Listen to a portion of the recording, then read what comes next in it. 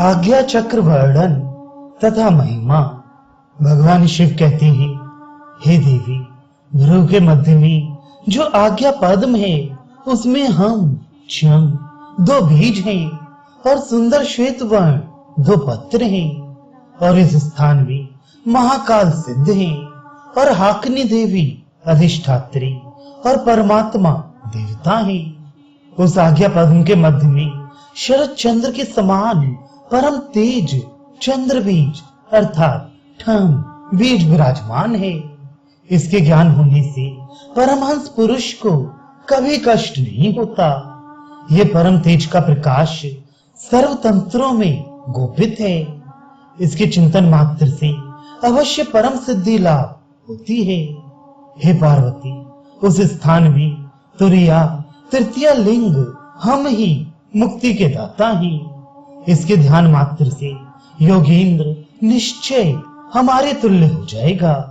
ये शरीर में जो दो एड़ा और पिंगला नाड़ी है उनको वरुणा और असी कहते हैं। ये वरुणा और असी के मध्य में स्वयं विश्वनाथ जी विराजमान है। तात्पर्य ये है कि ये एड़ा और पिंगला के मध्य में जो स्थान है उसी को शिव जी ने वाराणसी कहा है।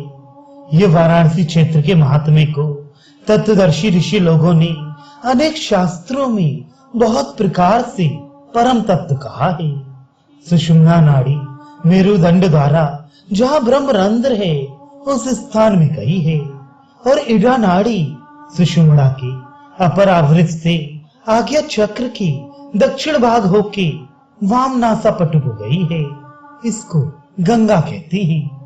ब्रह्मरंध्र में जो सहस्त्रदल पद्म है उस पद्म के कंद में योनि है।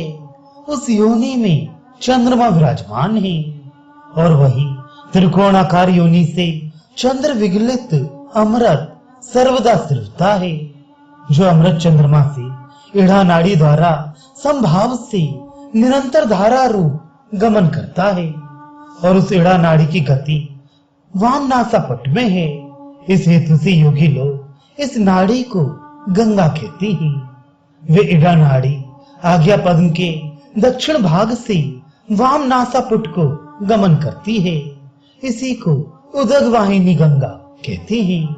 ये इड़ा और पिंगला के मध्य स्थान को वाराणसी चिंतना करे, और इड़ा नाड़ी के समान पिंगला भी उस आज्ञा कमल के वाम भाग से दक्षिणासापुट को गई है। इस हेतु से हे देवी, इस पिंगला को हमने असी कहा है। जो मूलाधार पद्म चार दल से युक्त है, उस कमल के कंद में जो योनि है, इस योनि में सूर्य स्थित है। वही सूर्य मंडल से निरंतर विष स्रवता है और पिंगला द्वारा गमन करता है, और वह विष सर्वदा धारा रूप पिंगला नाड़ी से प्रवाहित रहता है, और ये पिंगला नाड़ी दक्षिण नासापुट में गई है। ये नाड़ी आज्ञा कमल के वाम भाग से दक्षिण नासिकापुट को गई है। इस हेतु से ये पिंगला नाड़ी को असी कहती हैं। इस स्थान में महेश्वर देवता है, इसको आज्ञा पद्म कहते हैं, और योग चिंतक लोग कहते हैं कि इस पद्म के ऊपर पीठ त्रय की स्थिति है, अर्थात नाद बिंदु शक्ति ये तीनों इस भाल पद्म में विराजमान हैं।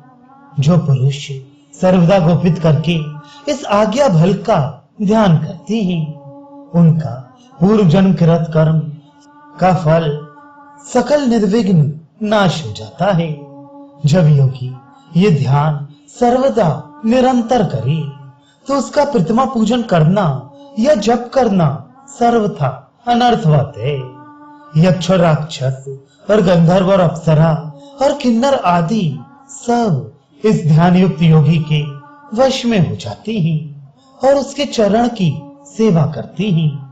जो योगी विपरीतगामी जिह्वा को ऊपर तालु मूल में प्रवेश करके ये भयनाशक आज्ञा कमल का ध्यान अर्ध क्षण भी मन अचल स्थिरता पूर्वक करते हैं, उनका सकल पातक उसी क्षण नाश हो जाता है। पंच पद्म का जो फल पहले कहा है, सो सबका समस्त फल आप ही इस आज्ञा कमल के ध्यान से ही प्राप्त हो जाएगा। जो बुद्धिमान सर्वदा मन स्थिर करके ये आज्ञा पद्म का अभ्यास करती हैं, वे वासना रूपी महाबंध को निरादर करके आनंद लाभ करती हैं। जो बुद्धिमान मृत्यु के समय उस आज्ञा पद्म का ध्यान करेगा, सो धर्मात्मा प्राण को त्याग के परमात्मा में लय हो जाएगा। जो मनुष्य बैठे चलते जागृत में स्वप्न में सर्वदा उस कमल का ध्यान करते हैं, सो यदि पाप कर्मरत भी हो तो भी मोक्ष को प्राप्त होते हैं। जो इस कमल का ध्यान करता है वे निश्चय राजयोग का अधिकारी है। योगी स्वयं अपने प्रभा से सकल बंध से मुक्त हो जाता है। हे देवी, इस द्विदल पद्म के महात्म्य को कोई कहने में समर्थ नहीं है। ब्रह्मा आदि देवता इस पद्म के महात्म्य को किंचित हमारे द्वारा जानते हैं।